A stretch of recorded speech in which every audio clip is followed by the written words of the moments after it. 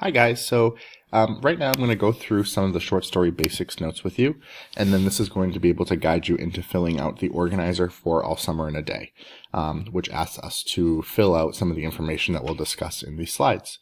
So, what is a short story? A short story is a story that is created that is much shorter than a novel or something that you would read in book form.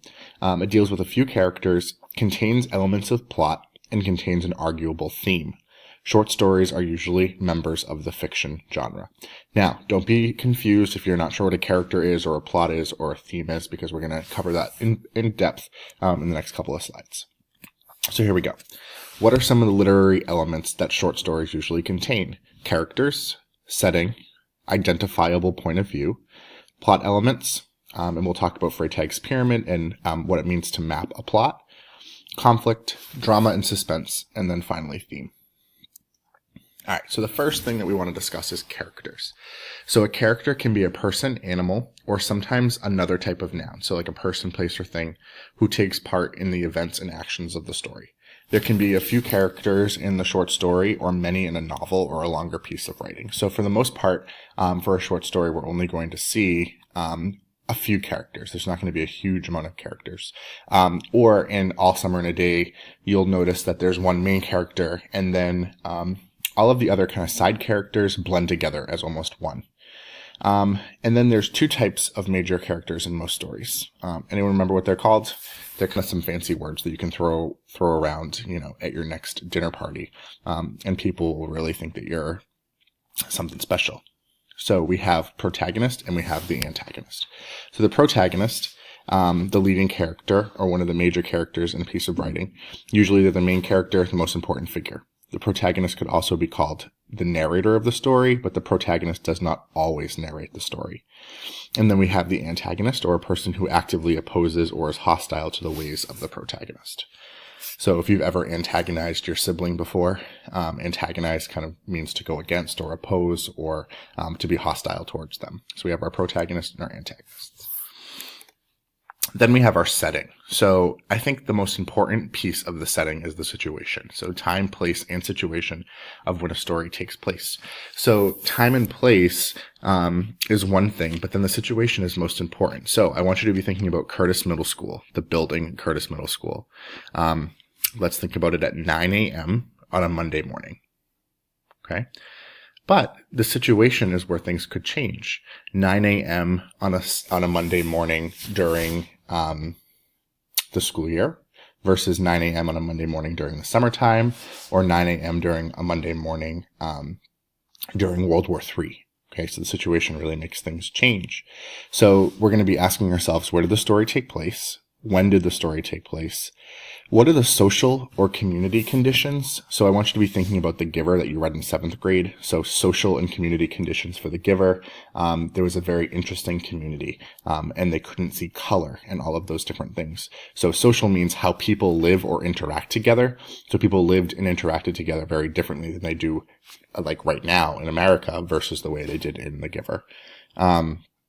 What special details make it clear to understand or make it a unique setting?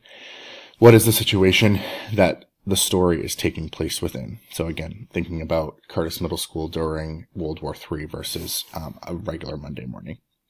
So a question I have for you that you can be thinking of, you don't need to write this down or anything. Think of a story that would not be the same if the setting was vastly different. What story is it? How wouldn't it work with a different setting? So if you've read a novel or you've read a story with a very unique setting, why wouldn't it work in a different type of setting? All right, we're moving on. So ways of writing descriptively to show setting, you would describe the character's attire and appearance, because people would dress differently or appear differently in the 1800s versus today. Describing current events of the past, or predicted events of the future. If you were describing, events during the Trump administration right now, it would be pretty clear to your readers that it was taking place in modern day. But if you were talking about, FDR and the New Deal, and a lot of the things that Franklin Delano Roosevelt did as president, it would be clear to the readers that it took place in the past. Or if you're talking about flying cars and spaceships, right, we can all assume that would be in the future. Writing in an accent or dialect. If anyone has ever read The Help, which was also a very good movie, you know that it was written entirely in a Southern accent or dialect. So it took a little bit of a time to really kind of figure out the way that it was written. But once you kind of start reading and you get into it, you kind of internalize that accent or dialect. You could write in a Southern accent. You could write in, any different type of accent or dialect, and that would help show that the setting was not kind of where it is right where we are right now. And then describing homes or cars as well, because those two things definitely change a lot over time, and they really are kind of a key factor as to what the time setting was. So again, flying cars and spaceships versus, cars that are decked out in chrome of the 1950s. All right, so plot. You guys, I'm sure, have seen this plot diagram before. A plot is a series of events and actions that occur in the story that relate to the central conflict, and it's the plan of the story.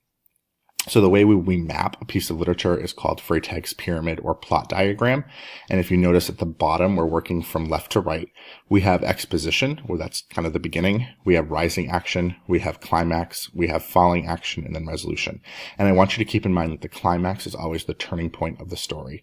That's when maybe the resolution is getting resolved, or the main character has finally figured something out that's been a problem for them. And then the resolution kind of leaves you at the end of the story. It's either resolved or it leaves you at a cliffhanger, making you want to read more. We'll talk more about plot diagram together in class tomorrow. All right, conflict. So I was talking to you about the conflict and the climax. So a conflict is a struggle between elements of the story. In a short story, the protagonist is usually on one side of the conflict. In this case, the main character may struggle against another important character or antagonist, but it's important to realize that it doesn't need to be a character that they're struggling against. It could be other things. So if you notice, and I know you've done this in the past, we have person versus person, which is a conflict between two people or characters. Person versus society, so that goes back to that social aspect of the way people interact or the way the community is organized. So a conflict with a group of people or a common mindset. Person versus nature, so struggling against a natural element or a natural disaster. Person versus self, conflicted with a decision or idea internally. So should I ask that person to the prom or shouldn't I, right? Should I say this to someone or shouldn't I? It could be kind of any sort of internal conflict. And then another question for you that you don't need to write down, but I just want you to kind of think about, can there be conflict between characters that are not human? So can characters be not human, and then can they, these two non-human things have conflict? What do we think about that? Yes. Okay, so here's a couple of examples that you could write about. So flowers versus darkness are non-human items. Spider-Man versus the Green Goblin are fictional characters that are definitely a classic antagonist and protagonist. The sun versus rain. Okay, so the sun can't shine if it's raining. So those are some non-human items. You could write a short story about that. You could write a poem about that. And then something silly like the pencil versus the sharpener, right? Again, non-human items that are protagonists and antagonists. You could write a story about. All right, so theme. We're going to be talking more about this in the next couple of weeks. So theme is the most important idea or topic. This one can also be a little bit hard to wrap your head around, but we're going to be doing some practice with it. When determining the theme, one should remember and determine the lesson that could be learned after reading the text as a whole, right? Theme is the most important takeaway in a piece of text, and it shows the lesson about life and how people behave, and usually is underlying, so it can't be determined by reading the text word for word. It's always kind of interpretive. So just keep that in mind. We'll be discussing more about theme in the near future. I want you to be thinking about what your other teachers have told you in the past about theme. A couple of examples of theme. Nothing of beauty or perfection can last forever. Having unique and individual people is important for a community. Good has the power to prevail over evil. Great things can happen at times when they're unexpected. So again, we're not thinking about one word for a theme. We're thinking about a full phrase or a full sentence. And it's also something that can be applied to different aspects of life. If we're reading a short story about ducks, we're not going to use ducks we're not going to be seeing ducks in the theme, because what the ducks did in the story and what we learn from what the ducks did is, our theme. It's something that we learn, something that we can apply to our own life, even if they are made up or fictional characters. All right. So that's where I leave you. I want you to use these notes in this video to guide you with your homework tonight. And then tomorrow we're going to discuss, All Summer in a Day and how all of these different things apply to All Summer in a Day. Have a good night.